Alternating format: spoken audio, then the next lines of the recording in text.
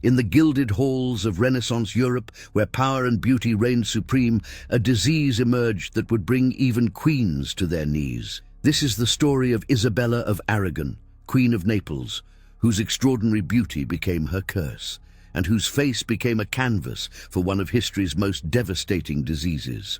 What you're about to hear is not a tale of fiction, but a documented tragedy that revealed the true horror of syphilis when it first swept through European nobility like a plague sent from hell itself. The late 15th century was an era of unprecedented transformation across Europe. The Renaissance had brought forth masterpieces of art, revolutionary scientific discoveries, and a flourishing of human culture.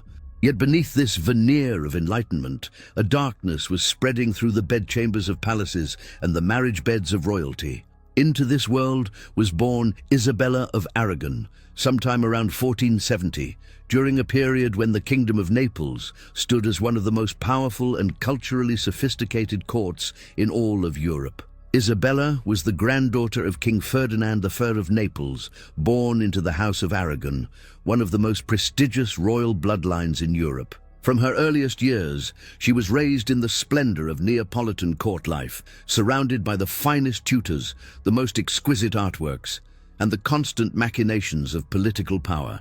Contemporary accounts describe her as possessing remarkable beauty, with features that poets compared to classical sculptures and a grace that captivated all who entered her presence. Her skin was said to be luminous, her eyes intelligent and kind, and her face perfectly proportioned according to the Renaissance ideals of beauty. The Kingdom of Naples in the 1480s was a place of both magnificence and danger.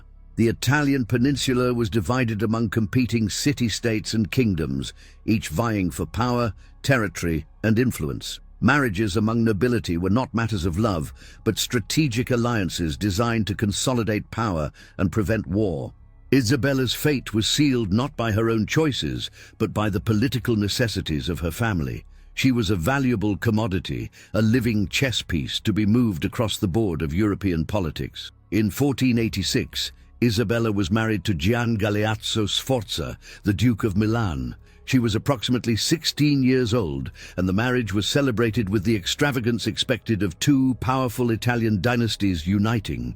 The wedding festivities lasted for days, with elaborate banquets, theatrical performances, and displays of wealth designed to impress foreign ambassadors and rival courts. Isabella left Naples for Milan, trading one palace for another, unaware that her husband carried within him the seeds of her destruction. Syphilis, known in Renaissance Europe as the Great Pox or Morbus Gallicus, had only recently arrived on the continent.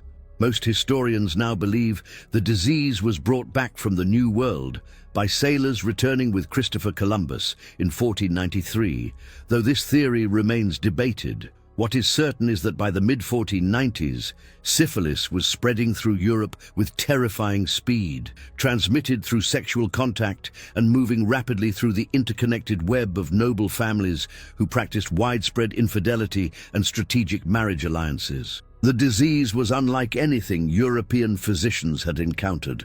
It began with genital lesions, which might appear and disappear, lulling victims into false hope. Then came the secondary stage, characterized by rashes, fever, and swollen lymph nodes.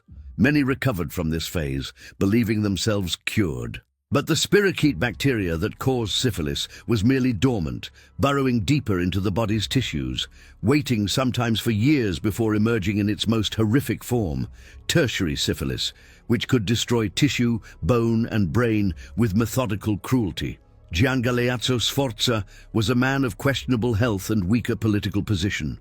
Dominated by his uncle Ludovico Sforza, who effectively ruled Milan, Gian Galeazzo lived a life of frustration and impotence. He sought escape in pleasures of the flesh, maintaining relationships with various courtesans and noblewomen. It was almost certainly through these liaisons that he contracted syphilis, and from him the disease passed to his young wife. Isabella, dutiful and obedient as women of her station were expected to be, had no choice but to submit to her husband's conjugal rights, and in doing so, she sealed her doom. The first signs of Isabella's infection appeared sometime in the early 1490s. According to court records and letters from the period, she began experiencing small lesions on her skin. The court physicians, learned men educated in the medical theories of ancient Greece and Rome, examined these marks with concern but without comprehension. They prescribed the standard remedies of the era, bloodletting to balance the humours, poultices of various herbs, and prayers to saints known for healing powers. None of these treatments had any effect on the bacterial infection silently spreading through Isabella's body. For a time, Isabella may have experienced periods of apparent wellness. This is characteristic of syphilis's progression. After the initial lesions healed, she might have gone months or even years without obvious symptoms, believing herself cured. During this period, she continued her duties as Duchess of Milan, attending court functions, receiving ambassadors, and attempting to navigate the treacherous political waters of Italian nobility. She bore her husband a son, Francesco, though the child would die young, possibly also afflicted by congenital syphilis passed from his infected mother. The tertiary stage of syphilis typically emerges between 3 and 15 years after initial infection. For Isabella, the disease's final assault began in her late 20s or early 30s. The first indication that something was terribly wrong came when lesions began appearing on her face. These were not the minor skin blemishes that physicians could dismiss. They were deep, painful ulcers that refused to heal, that wept fluid and bled at the slightest touch. The skin around these wounds began to darken and die, a process called necrosis, as the blood supply to the tissue was cut off by the bacterial infection. Isabella's nose was among the first features to suffer catastrophic damage. The cartilage that gave shape to her nose began to dissolve, eaten away by the spirochete bacteria. Contemporary medical texts describe this process in clinical detail. The nasal septum, the wall of cartilage dividing the nostrils, would soften and collapse. The external nose would sink inward, creating a condition physicians of later centuries would term saddle nose deformity. For Isabella, this meant her once elegant nose literally caved in on itself, leaving a horrifying hollow in the center of her face. As the disease progressed, the destruction accelerated. The soft tissues of Isabella's face, the flesh that had once made her famous for her beauty, began to rot away while she was still alive. The infection created gummas, soft tumor-like growths that would form and then break down, leaving deep craters in the tissue. These lesions appeared on her cheeks, her forehead, around her eyes. Each wound became a doorway for secondary infections, and the smell of putrefying flesh became Isabella's constant companion. Her lips suffered a particularly cruel fate. The delicate tissue of the mouth and lips is especially vulnerable to syphilitic destruction. Isabella's lips began to ulcerate and necrotize, the flesh literally rotting off her face. As the lips disintegrated, her teeth became permanently exposed, creating what witnesses described as a death's head grin, a ghastly parody of a smile frozen on her deteriorating face. She could no longer close her mouth properly, which made eating and drinking difficult and embarrassing and caused saliva to constantly drip from the exposed cavity.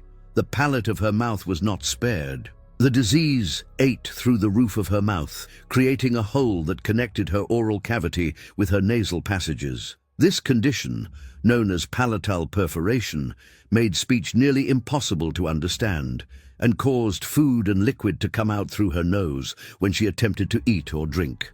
The constant drainage of infected material from these wounds created an overwhelming stench that no amount of perfume could mask. Perhaps most horrible was the exposure of bone. As the flesh of Isabella's face continued to deteriorate, patches of her skull became visible through the rotting tissue. The frontal bone of her forehead, the maxilla of her upper jaw, the zygomatic bones of her cheeks, all became partially exposed as the disease consumed the flesh that covered them. She had become, quite literally, a living skull, a walking corpse, a memento mori in the form of a woman who had once been celebrated throughout Italy for her extraordinary beauty. The psychological torture Isabella endured matched the physical agony. She was a woman who had been raised to understand that her value lay partly in her appearance, in her ability to represent her family's dignity and power through her beauty and grace. To watch herself transform day by day into a monster was a special kind of hell.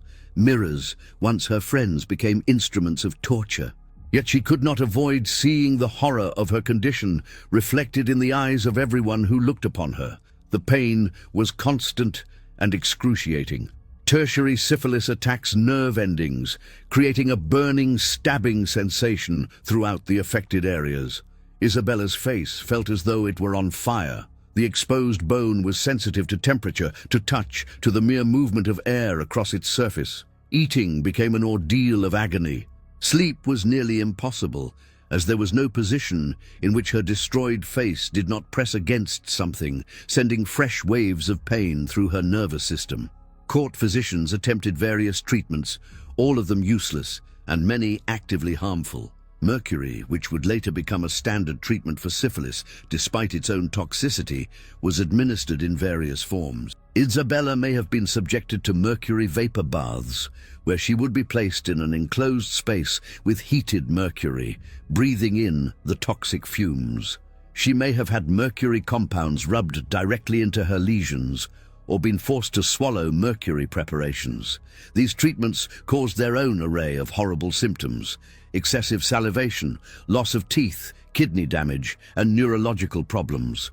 Other physicians recommended arsenic compounds, another toxic substance that Renaissance medicine had adopted from earlier traditions. Poultices of various herbs were applied to the wounds: comfrey, plantain, woundwort, and dozens of others. None had any effect on the bacterial infection. Bloodletting was performed regularly, based on the theory that disease was caused by imbalances in the body's humors. This only weakened Isabella further, reducing her body's already compromised ability to fight the infection. Religious treatments were pursued with equal fervor. Isabella prayed to various saints associated with healing: Saint Roche, who was invoked against plague; Saint Anthony, associated with skin diseases; Saint Cosmas and Saint Damian, the patron saints of physicians. She may have gone on pilgrimage to holy sites, or had holy relics brought to her bedside. Priests performed exorcisms, as some believed that such horrible afflictions must be the work of demons. None of these spiritual interventions halted the disease's progress. As Isabella's condition worsened, she began to employ various means to hide her disfigurement. Elaborate veils became her constant companion, heavy fabrics that could conceal her ruined face from view. She wore masks, possibly made of waxed cloth or even metal, molded to approximate the appearance of a normal face.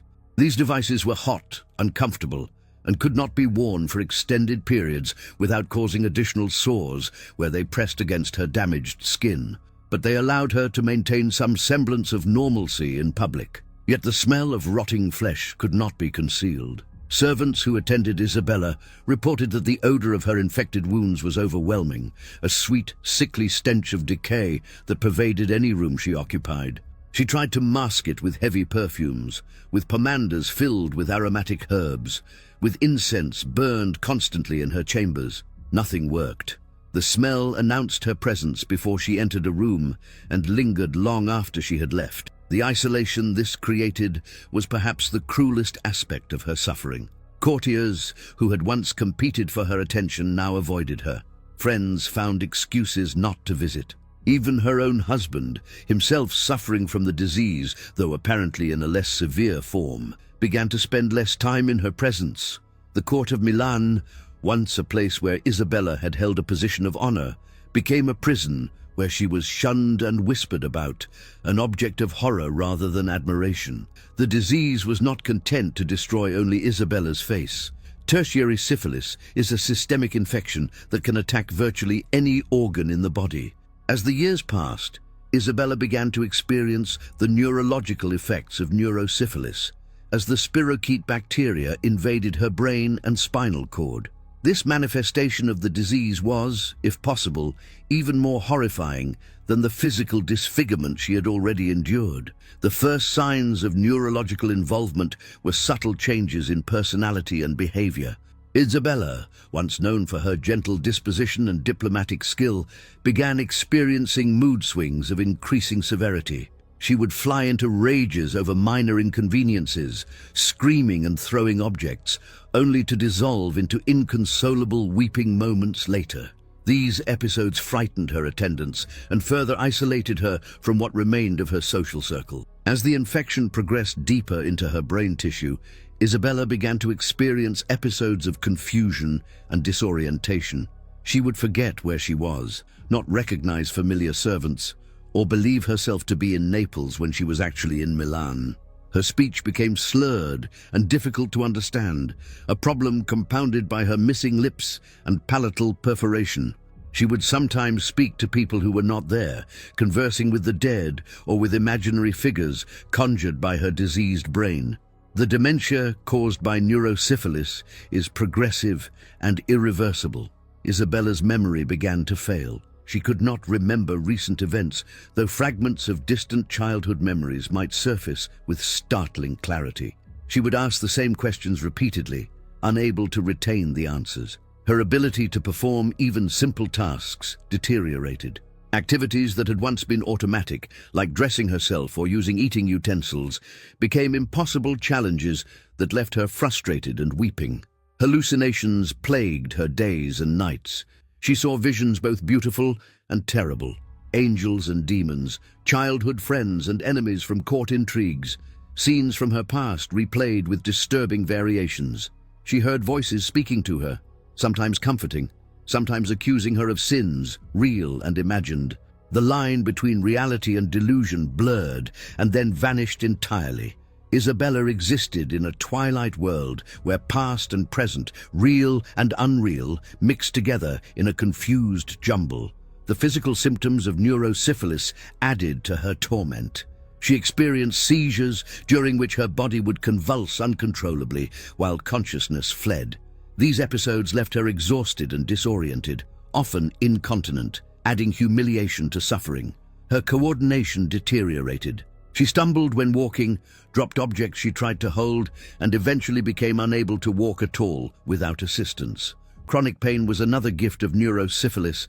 The disease created a condition called tabes dorsalis, which damages the sensory nerve roots of the spinal cord. Isabella experienced shooting pains, like lightning bolts through her legs, sudden and excruciating. She felt burning sensations across her skin, as though she were being touched with hot irons. Her damaged nerves sent false signals, numbness alternating with hypersensitivity, cold sensations in a warm room, feelings of insects crawling across her skin when nothing was there. Sleep became impossible. The pain, the confusion, the hallucinations, all conspired to keep Isabella in a state of exhausted wakefulness. When she did manage to drift into sleep, nightmares haunted her, dreams of her flesh falling from her bones, of mirrors reflecting a monster, of courtiers pointing and laughing at the ruin of her face. She would wake screaming, terrifying her attendants, convinced that demons were devouring her alive. The historical record provides glimpses of Isabella's daily existence during her final years, and they paint a picture of unremitting horror. Letters from court officials and ambassadors mention her condition, usually in veiled terms that nonetheless convey the shocking nature of her appearance. One Venetian ambassador wrote to his superiors describing a brief audience with the Duchess, noting that she remained behind a screen throughout and that the smell of corruption was most grievous, suggesting that the lady suffers from afflictions most terrible to behold. Another account, from a German physician who visited the court of Milan in the late 1490s, provides more clinical detail. He wrote in his journal, "I was shown to the apartments of the Duchess Isabella, who suffers from the great pox in its most advanced form. The destruction wrought upon her countenance exceeds anything I have witnessed in my years of practice. The nose is entirely collapsed, the lips consumed, and the bone of the face visible through the putrefied flesh. The lady appears more corpse than living woman, and the effluvium from her wounds is such that I could scarce remain in her presence." Isabella's attendants faced an impossible task. They had to maintain basic care for a woman whose body was literally rotting away. The wounds on her face required constant cleaning to remove dead tissue and drainage. This process was agonizing for Isabella and revolting for those who performed it. Bandages had to be changed frequently, though they often stuck to the raw flesh and tore away healing tissue when removed. The smell clung to everything: clothing, bedding, the walls of her chambers. Feeding Isabella became increasingly difficult as her ability to chew and swallow deteriorated. Soft foods had to be prepared, broths and porridges that could be spooned into her ruined mouth. Even these simple foods often caused choking or came out through the perforation in her palate.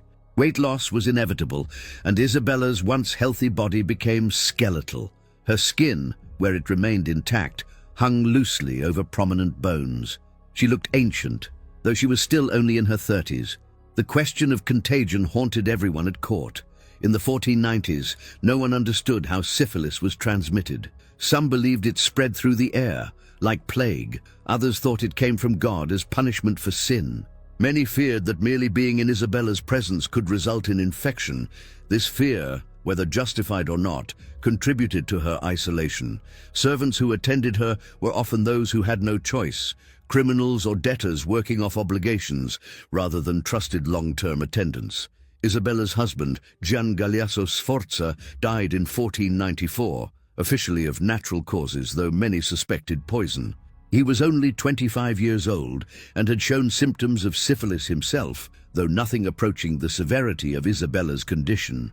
His death left Isabella in an even more precarious political position. Her uncle-in-law, Ludovico Sforza, who had effectively ruled Milan during Gian Galeazzo's life, now assumed full power. Isabella was an inconvenient reminder of the legitimate line of succession, and there were rumors that Ludovico would have preferred her to die quietly. Without her husband, Isabella had no protector. Her son Francesco had died in infancy. She had no political value, no power, no ability to negotiate or advocate for herself. She was entirely dependent on the charity of her husband's family, and that charity grew thinner as her condition worsened. The luxurious apartments she had once occupied were gradually reduced. Servants were reassigned to other duties. Even basic comforts like properly heated rooms and fresh linens became sporadic. During her final months, Isabella was moved to a remote section of the palace, far from the main living areas. This was partly for practical reasons. The smell of her condition made her presence intolerable to others, but it was also a form of abandonment. Out of sight, she could be forgotten by a court that found her existence embarrassing. She lived in what amounted to internal exile, attended by a handful of servants, visited by priests who came to offer spiritual comfort, but could offer nothing for her physical agony. The last reliable records of Isabella of Aragon date to sometime around 1500, though the exact year of her death remains uncertain. Some sources suggest she died in 1499, others place her death as late as 1501. This uncertainty itself speaks to how thoroughly she had been forgotten by the world. When powerful nobles died, their deaths were recorded in multiple sources, announced to other courts, commemorated with elaborate funerals. Isabella's death seems to have passed almost without notice. What we know suggests her final days were spent in near-total isolation. The dementia had advanced to the point where she no longer recognized anyone. She existed in a state of confusion and distress, calling out for her mother, for friends from childhood, for people long dead. The pain continued unabated. Her body, ravaged by years of systemic infection, was shutting down.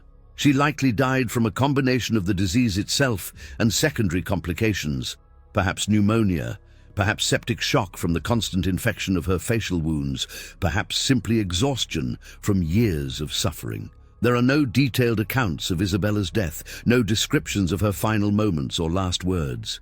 We do not know if anyone was with her when she died, or if she passed alone in her isolated apartments. We do not know if she received last rites, or if her death came as a relief to those who had watched her slow deterioration. The historical record is silent on these intimate details, treating her passing as a minor administrative matter rather than the end of a human tragedy. Her burial was almost certainly modest, lacking the pageantry that would have attended the funeral of a queen in better circumstances. There is no grand tomb marking her resting place, no elaborate monument celebrating her life. She was buried quietly, perhaps in an unmarked grave, her existence erased as thoroughly as the disease had erased her face.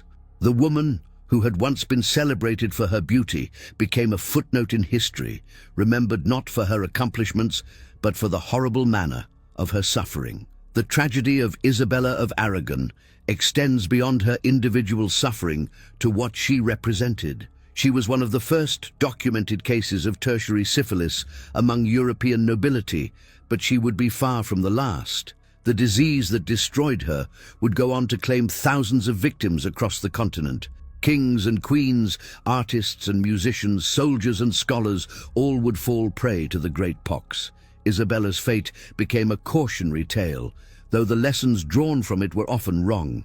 Some moralists pointed to her suffering as evidence of divine punishment for sexual immorality, ignoring the fact that she had contracted the disease from her own husband in the context of a legitimate marriage. Others saw in her story a warning against the dangers of excessive luxury and court life, as if material comfort somehow invited disease. Few understood the actual mechanism of transmission or the bacterial nature of the infection. The fear that Isabella's condition inspired had lasting effects on how European society dealt with syphilis sufferers. The disease became associated with shame and moral failure.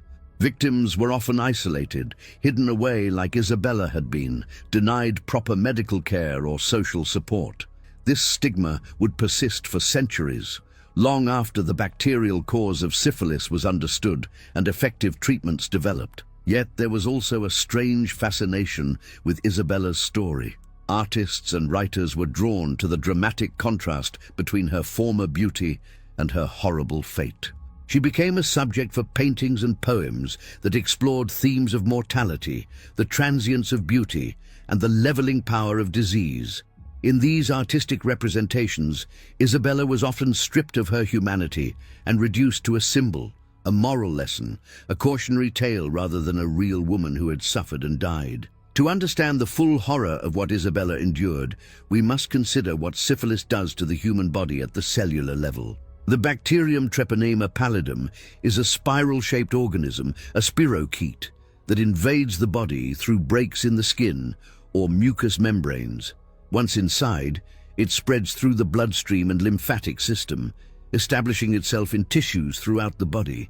The immune system attempts to fight the infection, but T. pallidum has evolved mechanisms to evade immune detection, allowing it to persist for years or decades. In the tertiary stage, the one that destroyed Isabella's face, the bacterial infection triggers a massive inflammatory response. The body's immune cells attack the bacteria, but in doing so, they also damage surrounding tissue. This creates the gummas, those soft tumor-like masses that characterized Isabella's facial lesions. Gummas are essentially areas of tissue death surrounded by immune cells trying to contain the infection. When they form in soft tissue, like the face, they cause visible swelling. When they break down, they leave behind craters of destroyed tissue. The destruction of Isabella's nose occurred because the bacteria preferentially colonized the cartilage. Cartilage is an avascular tissue, meaning it has no direct blood supply. Nutrients reach it through diffusion from surrounding blood vessels. When the bacteria established themselves in the nasal cartilage and the body's immune response blocked those blood vessels, the cartilage was cut off from oxygen and nutrients. It died and disintegrated, unable to regenerate, leaving nothing to support the external structure of the nose. The exposure of bone in Isabella's face was the result of osteomyelitis, infection of the bone itself. T. pallidum can invade bone tissue, triggering an immune response that paradoxically destroys the bone while trying to eliminate the bacteria. The periosteum, the membrane covering the bone, becomes inflamed and separates. The bone underneath dies and begins to fragment. Without the covering of soft tissue and periosteum, the bone is exposed, creating the horrifying appearance of a skull beneath the skin. The neurological symptoms Isabella experienced resulted from the bacteria crossing the blood-brain barrier and establishing infection in the central nervous system. In the brain, T. pallidum triggers inflammation of the meninges, the protective membranes around the brain, and direct damage to brain tissue itself. This causes the dementia, personality changes, and psychotic symptoms of neurosyphilis. Nerve cells die, brain tissue atrophies, and the organ that houses consciousness and personality is gradually destroyed. The pain Isabella endured was a result of nerve damage throughout her body. In the face, the trigeminal nerve, which provides sensation to the face, was directly affected by the bacterial infection and inflammatory response. This created the burning, stabbing pains that made every moment agony. In her spine, the dorsal columns were damaged, creating the shooting pains and abnormal sensations of tabes dorsalis. Her nervous system, the network that allows us to interact with the world, became a source of constant torment. What makes syphilis particularly cruel is that it operates on a timeline measured in years. Unlike acute infections that kill quickly or chronic diseases that maintain a steady state, syphilis goes through distinct stages separated by periods of apparent wellness. A victim might believe themselves cured, might hope for recovery, only to have that hope crushed when the disease enters its next, more severe phase. Isabella may have experienced such false hope in the years between her initial infection and the onset of tertiary symptoms. The medical historian Fielding Garrison once wrote that syphilis was the most destructive of all chronic infectious diseases because of its ability to mimic other conditions, its prolonged course, and the variety of systems it could attack. For Isabella, living in an era before microscopes, before germ theory, before any real understanding of infectious disease, the progression of her illness must have seemed like a curse, a malevolent force with its own terrible intelligence, methodically dismantling her body piece by piece. The broader historical context of syphilis's arrival in Europe helps explain why Isabella's case was so poorly understood and so inadequately treated. The disease appeared in Europe during a period of unprecedented social upheaval and cultural transformation. The Renaissance was reshaping art, philosophy, and science, but medicine remained largely bound to ancient theories. The idea that diseases were caused by invisible organisms would not gain acceptance for another 4 centuries. When syphilis first appeared in Europe in the 1490s, it spread with remarkable speed. The disease moved along trade routes, traveled with armies, and jumped from port city to port city.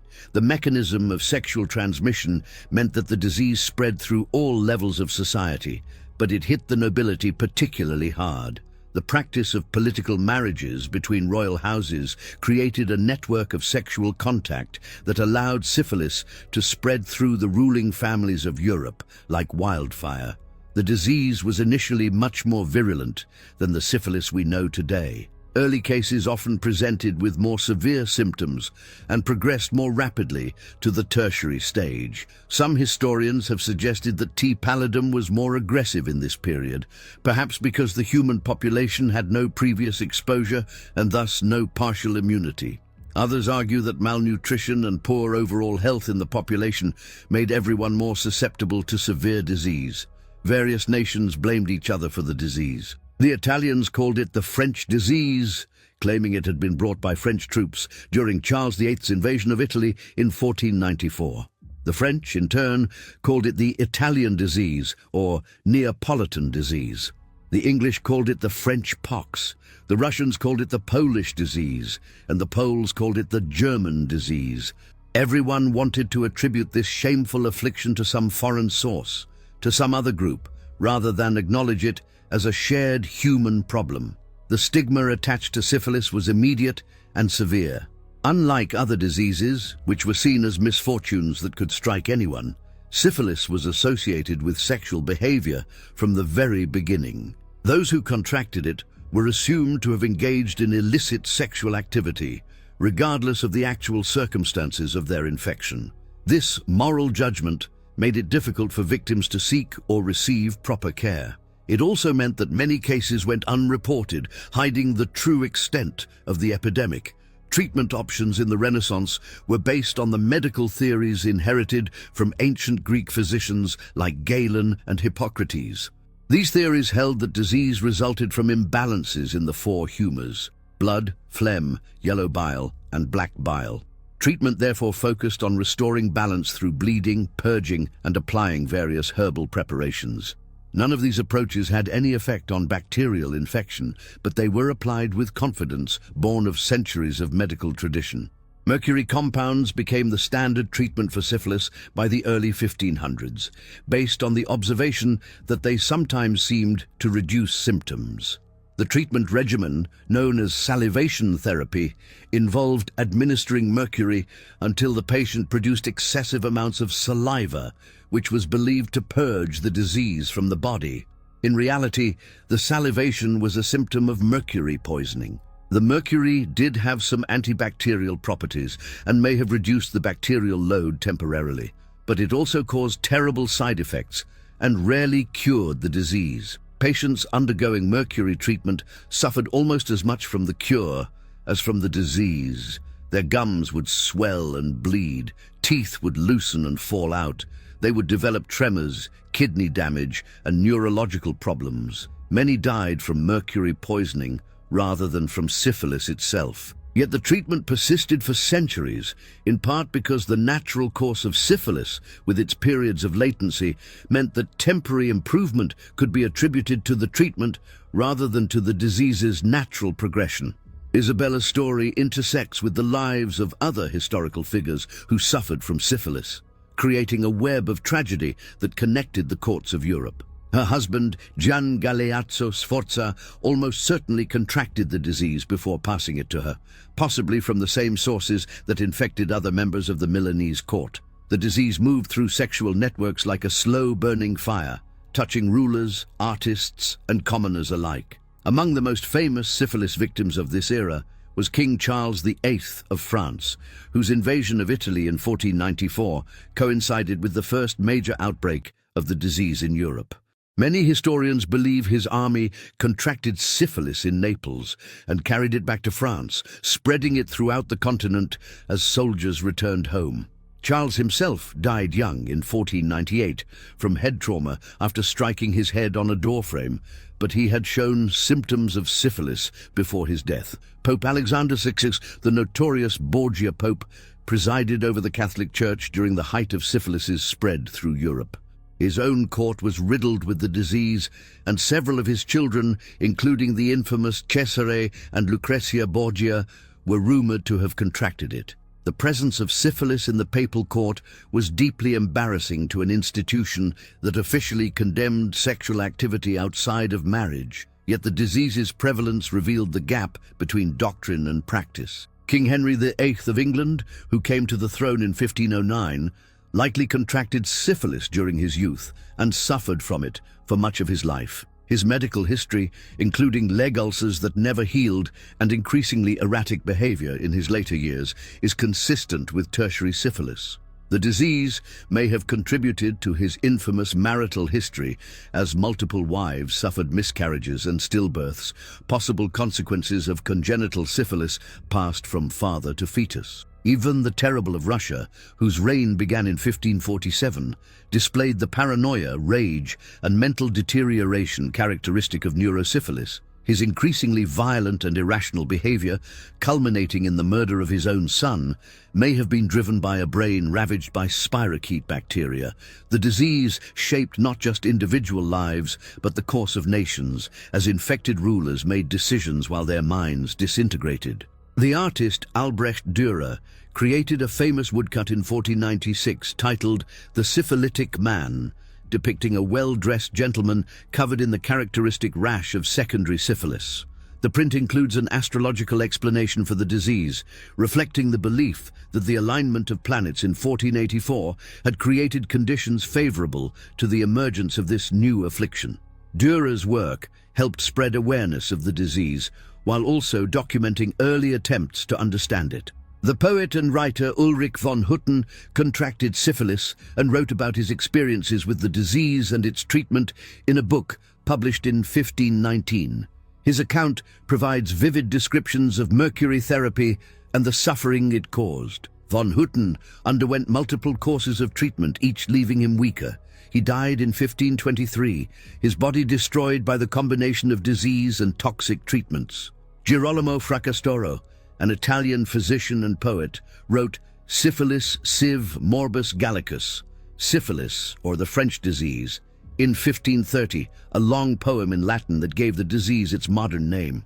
The poem tells the story of a shepherd named Syphilis, who offends the sun god Apollo and is struck with a horrible disease as punishment. Fracastoro was also one of the first to propose that diseases could be transmitted by tiny seeds or spores, an idea that prefigured germ theory by more than 3 centuries. The social impact of syphilis extended far beyond individual victims, like Isabella.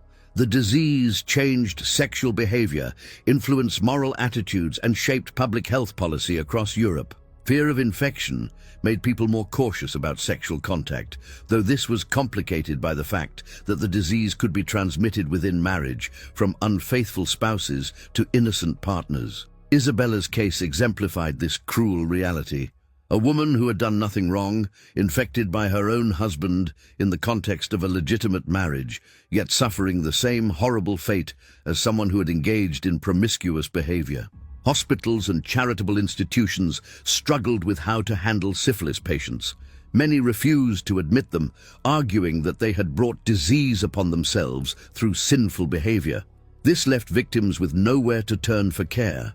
Some cities established special hospitals for syphilis patients, but these were often more like quarantine facilities than treatment centers, places where the infected could be isolated from the general population rather than genuinely helped. The Church's response to syphilis was complex and often contradictory. On one hand, religious authorities viewed the disease as divine punishment for sexual sin and used it in sermons as an example of the wages of immorality. On the other hand, Christian charity demanded care for the suffering, regardless of how they had become afflicted. This tension played out in debates about whether syphilis patients deserved help or had brought their suffering upon themselves. Syphilis also influenced fashion and social customs. The need to conceal symptoms led to the adoption of certain styles. Heavy makeup became more common among both men and women, used to hide facial lesions and rashes. Patches of fabric or silk, ostensibly decorative, were placed over visible sores. Elaborate wigs came into fashion, partly to cover hair loss caused by the disease. The ornate masks worn at balls and social gatherings served a dual purpose: decoration and concealment. The disease's presence in the highest levels of society led to a peculiar social dynamic. Everyone knew that many nobles were infected, yet it was considered extremely rude to acknowledge this openly. Court etiquette developed unwritten rules about ignoring visible symptoms, pretending not to notice when someone's nose had begun to collapse or when their speech was slurred by the damage to their palate. Isabella's attempts to hide her condition with veils and masks were not unusual, but rather part of an accepted practice. Literature and art from the period reflect an obsession with the disease. Plays, poems, and prose works referenced syphilis, sometimes directly, often through coded language and metaphor. Artists created images exploring themes of beauty destroyed by disease, using syphilis as a symbol of mortality and the transience of physical perfection. Isabella herself, though not widely known by name, represented a type that appeared repeatedly in these works. The beautiful woman brought low by the great pox. The economic impact of syphilis was substantial. Infected individuals, especially those in advanced stages, could not work. They required care, medicine, however ineffective, and support. Families were bankrupted paying for treatments. When nobles like Isabella became too ill to participate in court life, the political alliances they represented weakened. Marriages became more difficult to arrange, as families worried about the health status of potential spouses. The disease also affected military campaigns and political stability. Armies weakened by syphilis were less effective in battle. Rulers whose judgment was impaired by neurosyphilis made poor decisions that affected entire nations. The random nature of who would develop severe tertiary symptoms versus who would have a milder course created uncertainty in succession planning. Heirs who seemed healthy might deteriorate rapidly, while those written off as doomed might survive for decades. As we reflect on Isabella of Aragon's tragedy from the perspective of modern medicine, the preventable nature of her suffering becomes clear and even more heartbreaking. With today's understanding and treatments, her story would have ended very differently. A simple course of penicillin, a drug not discovered until the 1920s and not used to treat syphilis until the 1940s, would have cured her infection completely if administered in the early stages. Modern medicine understands syphilis as a bacterial infection caused by Treponema pallidum, a spiral-shaped bacterium visible under dark-field microscopy. The disease progresses through distinct stages: primary, characterized by a painless chancre at the infection site; secondary, marked by rash, fever, and systemic symptoms; latent, asymptomatic but with bacteria still present; and tertiary, causing serious damage to organs, bones, and nervous system. Isabella suffered through all these stages without any effective intervention. Today, syphilis is easily diagnosed through blood tests that detect antibodies to the bacterium. A positive result leads to immediate treatment with penicillin, administered as a single injection for early-stage disease or a series of injections for later stages. The bacteria are exquisitely sensitive to this antibiotic, and cure rates are extremely high if treatment begins before irreversible damage has occurred. Even cases of neurosyphilis can be treated successfully with high-dose intravenous penicillin, though any damage already done to the brain tissue cannot be reversed. The tragedy is that syphilis remains a public health problem even today. While we have effective screening, diagnosis, and treatment, the disease has not been eliminated. Rates of infection have been rising in many countries in recent years, driven by changing sexual behaviors, decreased fear of sexually transmitted infections in the era of HIV treatment, and public health funding cuts. People still suffer from syphilis, still experience its devastating complications, still die from a disease that has been curable for over 7 decades. The stigma Isabella faced persists, though in different forms. People with syphilis today still encounter judgment, shame, and blame. The disease is still associated with moral failure in many people's minds, making it difficult for some individuals to seek testing or treatment. This stigma is an echo of the attitudes that isolated Isabella in her final years, attitudes based on ignorance and fear rather than on compassion and scientific understanding. Isabella's story serves as a reminder of how far medicine has progressed and how much suffering has been prevented by advances in our understanding of infectious disease. The development of antibiotics, the discovery of disease-causing bacteria, the creation of public health systems focused on prevention and early treatment, all these advances have saved millions from fates like Isabella's. Yet her story also reminds us that medical progress is not inevitable, that it requires sustained effort, funding, and political will. Modern historians and medical professionals who study historical cases like Isabella's often struggle with the gap between the clinical facts of disease progression and the human reality of suffering. We can describe the bacterial mechanisms, the tissue destruction, the neurological damage in precise medical terms. But these clinical descriptions fail to capture the terror, the pain, the psychological devastation of living through such an illness, especially in an era that had no hope of cure. If we could speak to Isabella now, what would we tell her? That her suffering, while real and terrible, resulted from a microscopic organism, not from divine punishment or moral failure. That she was blameless, a victim of circumstances beyond her control. That in a few centuries, the disease that destroyed her would become easily curable. Would such knowledge have brought her comfort? Or would it have made her fate seem even more cruel, knowing that she was born into a time that could not save her? Her story compels us to think about all the Isabellas throughout history, the people who suffered from diseases we now consider trivial, who died from infections we now cure with pills. It reminds us that modern medical care is a privilege, not a right universally enjoyed even today. Millions of people around the world still lack access to basic antibiotics, still die from preventable infections, still suffer needlessly because of poverty, geography, or political circumstances. As we come to the end of Isabella of Aragon's story, we must confront the question of what we should take away from this historical tragedy. Her life and death are not merely curiosities from the distant past, subjects for morbid fascination. They represent a moment when humanity faced a new threat without the knowledge or tools to combat it effectively, when even queens could be brought low by disease, when beauty and power offered no protection against biological reality.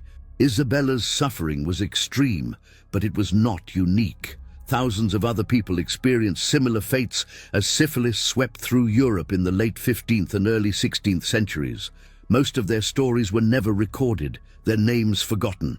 We remember Isabella partly because of her social status, but also because her case was so severe that it could not be ignored or hidden. She became, unwillingly, a symbol of the disease's destructive power.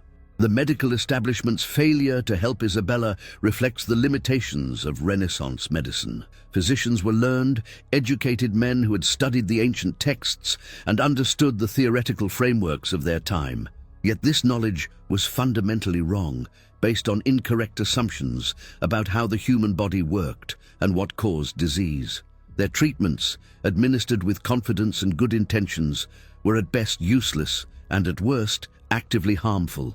Isabella's doctors were not incompetent within their framework. Rather, the framework itself was inadequate to the challenge. This raises uncomfortable questions about our own medical knowledge. What do we believe today with confidence that will be revealed as wrong in the future? What treatments are we administering that future generations will view with the same horror we feel toward mercury therapy? Medical progress is real and has saved countless lives, but it is also ongoing. We are not at the end of medical knowledge, but rather at one point in its continuous development. Isabella's isolation in her final years speaks to how societies deal with visible disease and disfigurement. The fear and revulsion that led courtiers to avoid her was partly about contagion, but it was also about the disturbing nature of her appearance. Humans are uncomfortable with bodies that violate our expectations of what people should look like. This discomfort persists today, affecting how we treat people with visible disabilities, disfigurements, or chronic illnesses. The moral judgment attached to syphilis, the assumption that victims must have done something to deserve their fate, reveals our need to believe in a just world where suffering is proportional to wrongdoing. Isabella's case contradicts this comforting fiction. She contracted syphilis through no fault of her own, in the context of a marriage she did not choose, from a husband she was socially obligated to accept. Her suffering was random, unfair, and meaningless in moral terms. Confronting such injustice forces us to acknowledge that bad things happen to good people, that the universe does not operate according to principles of fairness or desert. Yet there is also something noble in how the historical record suggests Isabella bore her suffering. While we have few direct accounts of her own words or feelings, the fact that she maintained some participation in court life for years, that she employed veils and masks to continue appearing in public, suggests a resilience and dignity in the face of overwhelming adversity.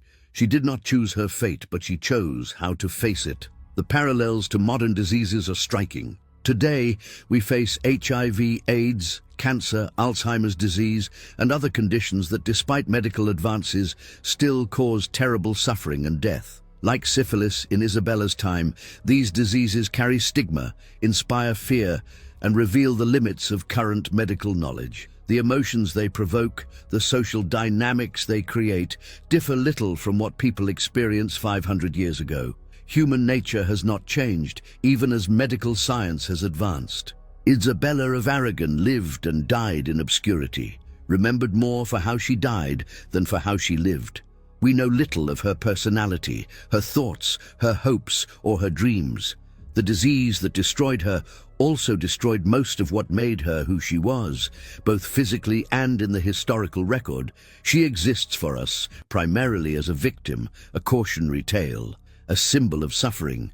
This is its own kind of tragedy, this reduction of a human being to a medical case study. Yet in telling her story, we restore some measure of her humanity. We acknowledge that she existed, that she suffered, that her pain mattered. We connect her experience to our own understanding of disease and mortality. We recognize in her story something universal about the human condition. The vulnerability of our bodies, the randomness of fate, the solidarity we should feel with all who suffer. 5 centuries separate us from Isabella of Aragon, but the capacity for suffering, for fear, for hope, and for dignity in the face of death remain constant across the ages. In the end, Isabella's story is a reminder of both how far we have come and how far we still have to go. It celebrates the triumph of medical science over diseases that once seemed like incurable curses from God. It warns against complacency, reminding us that new diseases will emerge and old ones may return. It calls us to compassion for those who suffer from stigmatized illnesses, recognizing that moral judgment adds cruelty to suffering. And it affirms the value of every human life, even those that end in tragedy, even those that history nearly forgot. The queen whose face was devoured by syphilis until only bone remained was once a living, breathing woman with thoughts and feelings, dreams and fears. She deserves to be remembered not merely as a horror story from the past, but as a fellow human being who endured what we hope we will never have to face. Her suffering was real, her dignity was real, her humanity was real, and in remembering her, we honor all those who have faced disease without the weapons we now possess to fight it, and we commit ourselves to ensuring that future generations will never again face such hopeless suffering in the face of preventable illness.